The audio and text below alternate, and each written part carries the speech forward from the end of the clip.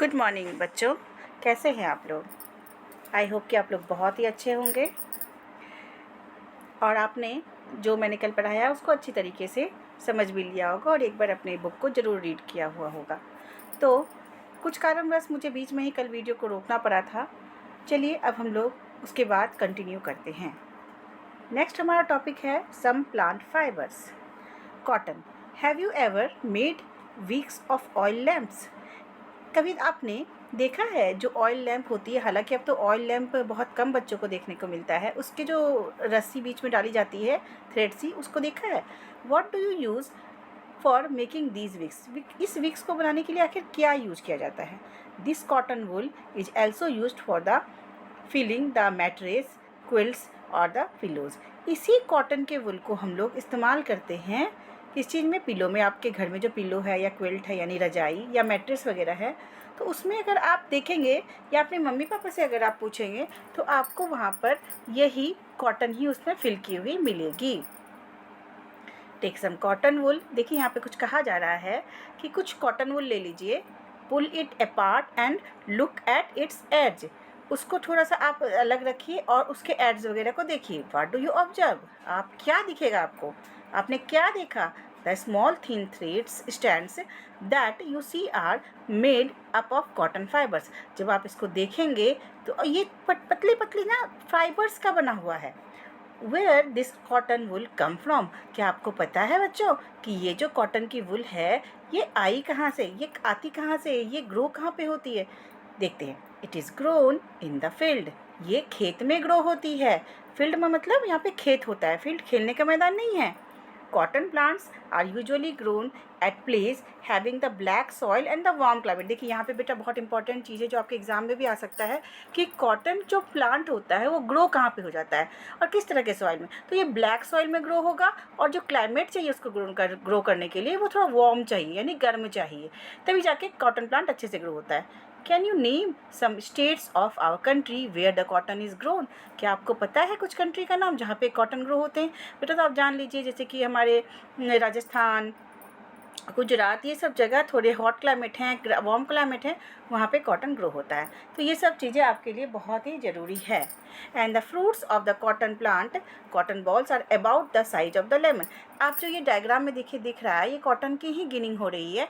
इसकी जो अगर आप कॉटन बॉल की बात करें वो कितनी बड़ी होती है, जैसे कि लगभग एक लेमन का साइज होता है, नींबू, वो नींबू के ही साइज की होती है।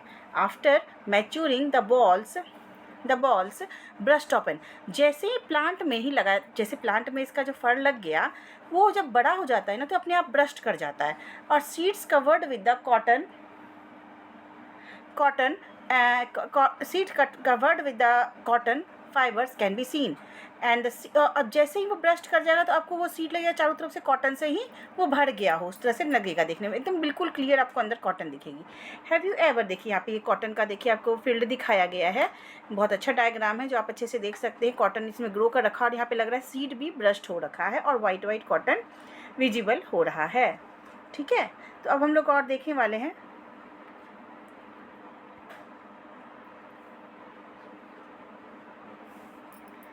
Seen a cotton field that is ready for the picking. अब ये जो आपको डायग्राम दिख रहा था ये कॉटन के फील्ड का डायग्राम है जहाँ पे कॉटन ग्रो हो चुका है। अब उसको आप पिकिंग कर सकते हो, मतलब आप उसको यहाँ से लेके जा सकते हो। And it looks like a field covered with the snow. ये ऐसा लग रहा है जैसे कि ये फील्ड चारों तरफ से स्नो से ढक गया है और वाकई में जब आप उस फील्ड को देखोगे बहुत ही खूबसूरत नज़ारा दिखता है उसमें, वाइट वाइट चारों तरफ। From these balls cotton is usually picked by hand. और इस बॉल को हाथ के द्वारा ही, बाय हैंड ही आप इसको पिक करवाया जाता है लेबर से। And the free fibres are then separated from the seeds by the combing. उसके बाद जो फाइबर उसमें होते हैं, धागे जो होते हैं, उनको सीड से अलग कर दिया जाता है। ठीक है, फ्रॉम द जो वो जैसे सीड्स तो बेकार हो चुका है उसको हटा देंगे और जो उसमें फाइबर्स है उसको हम लोग निकाल लेंगे और ये process he ginning of cotton कहलाता है। ठीक है, ginning was traditionally done by hand. देखिए वो ये जो सारे काम हैं ये बहुत ही ज़माने से चलते आ रहे हैं। पहले इस चीज़ों को गिनिंग करने के लिए हैंड का यूज किया जाता था, लेकिन आजकल इतनी मशीनी युग बढ़ गई है तो इसके लिए भी मशीन्स का यूज किया जाता है। तो देखिए डायग्राम में किस तरीके से मशीन के द्वारा कॉटन और कॉटन के सीड्स को अलग किया जा रहा है। देखिए कॉटन के बारे में आपके चूँकि क्लास 6 में हो बच्चों, तो इतनी ही जानकारी आपके लिए काफ़ी है। नेक्स्ट जो हम लोग नेचुरल फाइबर के बारे में पढ़ रहे हैं वो है जूट। अच्छा, अब आप लोग जूट को जानते हो क्या होता है? आज अच्छा, ये आप अपने मम्मी पापा से पूछना और आप खुद इस जानकारी को इकट्ठा करना और मुझे कमेंट में लिख करके बताना कि जूट से बनी हुई आपके घर में क्या क्या चीज़ें इस्तेमाल होती हैं। ठीक है, चलिए हम लोग पढ़ते हैं। Jute fibre is obtain from the stem of the jute plant. Jute के ये भी जूट जो है वो प्लांट से ही ग्रो की जाती, प्लांट में ही होता है। It is cultivated during the rainy season, और ये रेनी सीजन यानी कि इसे पानी की बहुत ज़्यादा ज़रूरत होती है। In India jute is mainly grown in the West Bengal. ये बहुत इंपॉर्टेंट लाइन है। इंडिया में कहाँ ग्रो होता है? वेस्ट बंगाल में, बिहार में और आसाम में। And the jute plant is normally harvested when it is at the flowering stage. जैसे ही इस प्लांट में फ्लावर आना स्टार्ट हो जाते हैं, फ्लावरिंग स्टेज आता है, इसका स्टेज आता है, तो इसको यहाँ पर से हार्वेस्ट यानी कि काट लिया जाता है। The stem of the harvested plant are immersed in the water for a few days. देखिए पूरा प्रोसेस दिया जाता है कि जूट को हम लोग कैसे तैयार किया जाता है। अब जो ये स्टेम होते हैं इसको कुछ दिनों के लिए पानी में बिल्कुल इमर्स्ड मतलब बिल्कुल डुबा दिया जाता है, डुबा के रखा जाता है कुछ दिनों के लिए। The stem rot and the fibres are the separated by the hand.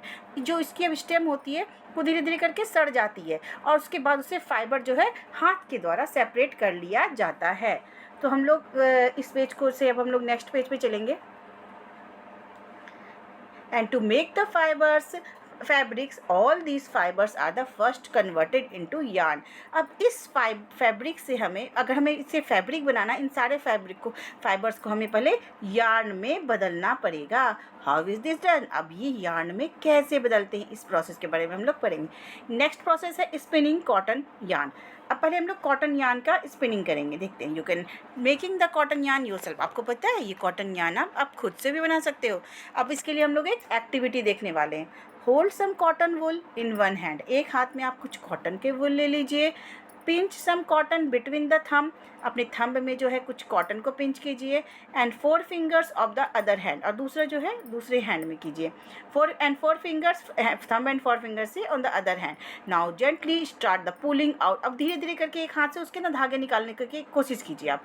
While the continuously twisting the fibres are you able to make a yarn. जैसे ही आप 2 धागों को ऐसे करके लपेटने की कोशिश करोगे तो ये यार्न बनना शुरू हो जाएगा। The process of the making yarn from the fibre is called the spinning.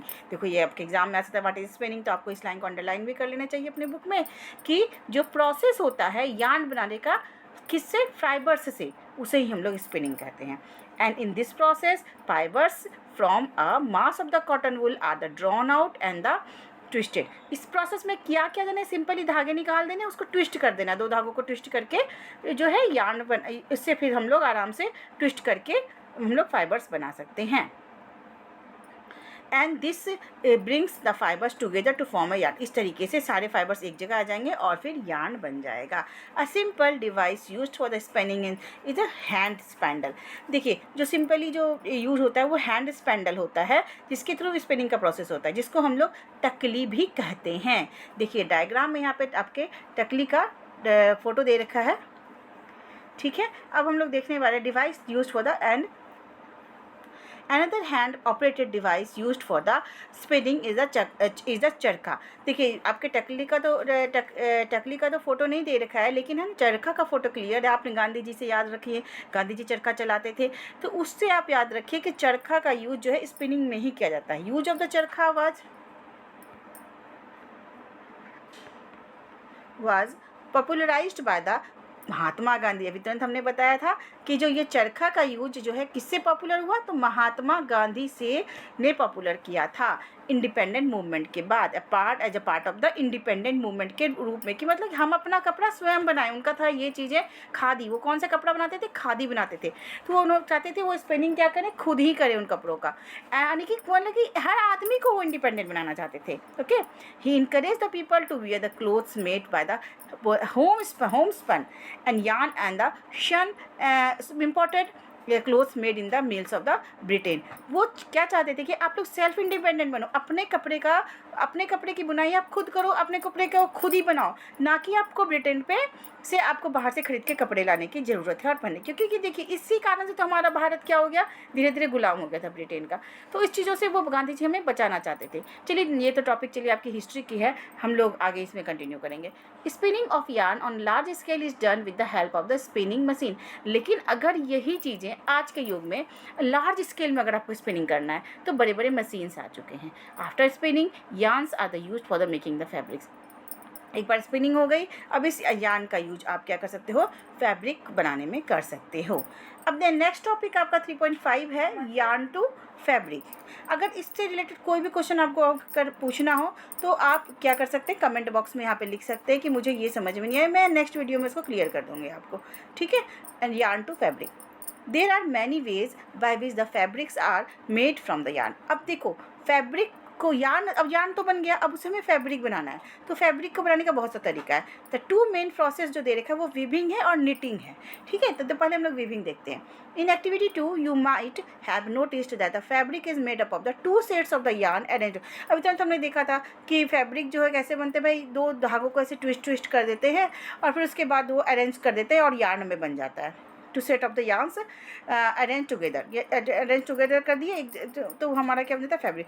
The process of the arranging two sets of, दो यार्न को, दो सेट ऑफ यार्न को अरेंज करना एक साथ मिला करके और उससे उसी and to make a fabric, उसको हम लोग, उससे हम लोग को फैब्रिक बनाना है, इसको हम लोग वीविंग कहते हैं।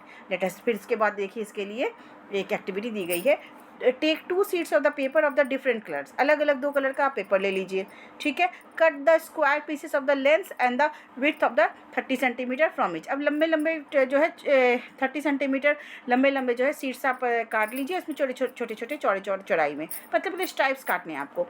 Fold both the seats into half, अब सबको जो है आधे में मोड़ दीजिए सारे सीट्स को। On the one sheet draw line as shown in the,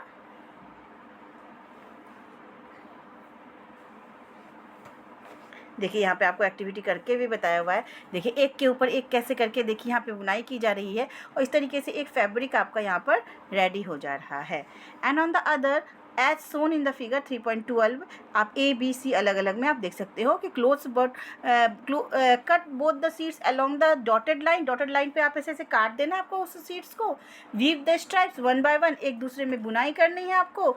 and weave the stripes one by one through the cuts in the sheets of the paper as shown in the figure, figure में जिस तरीके से आपको दिखाई दे रहा है। तो इस तरीके से ही वीविंग का काम होता है। in the similar manner we two sets of the yarns are the woven to make a fabric। उसी तरीके से दो अलग भी दूसरा तरीका है जिसके थ्रू आप क्या फैब्रिक बना सकते हो यार्न को वुवन करके। The yarns are much thinner than the our paper, लेकिन देखो बेटा ये जो यार्न होते हैं काफ़ी पतले होते हैं, पेपर की स्ट्राइप्स तो चौड़ी चौड़ी थी। Of course the weaving of the fabric is done on the looms, तो इस तरीके से वीविंग ऑफ द फैब्रिक हम लोग लूम्स में करते हैं। 3.13 में जिस तरीके से दिखाया जा रहा है, the looms are the either hand operated और द पावर, या तो ये लूम्स जो है जो देखिए हैंडलूम में दिख रहा है, या तो ये क्या हाथ से ऑपरेटेड रहेंगे या तो ये इलेक्ट्रिसिटी से चलेंगे। तो हमारा नेक्स्ट टॉपिक है निटिंग। इस निटिंग को समझने के लिए हम लोग नेक्स्ट क्लास कंटिन्यू करेंगे और अच्छे तरीके से इसको कोशिश करेंगे कि नेक्स्ट क्लास में हम लोग इसको ख़त्म भी कर ले। तो इसको आपको करना क्या है बेटा, रीड करना है। मैंने बहुत सारी इंपॉर्टेंट चीज़ें आपको बता दी हैं कि क्या क्या एग्जाम्स में आ सकते हैं। फिर भी अगर आपको और डिटेल कुछ जानना है तो आप कमेंट कर सकते हैं और please subscribe and like my videos. Thank you.